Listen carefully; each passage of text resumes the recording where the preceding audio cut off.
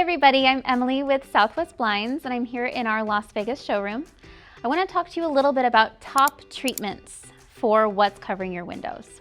So as we look here at this roller shade, we have a metal valance covering the roll. Now typically we want to cover the roll, we want to cover whatever the headrail is. It's not really that pretty. So the standard option would be to use a valance like this, either the bare metal, powder coated in a different finish, or we can wrap it in fabric. But for those customers who want just a little extra, a little more design, a little more pizzazz, we can put a fabric cornice on top. This is showing you a fabric cornice that we have wrapped in one of our thousands of fabric options. We've coordinated it with the shade, chosen a color that's neutral but still gives you a little bit pop, interest, pattern.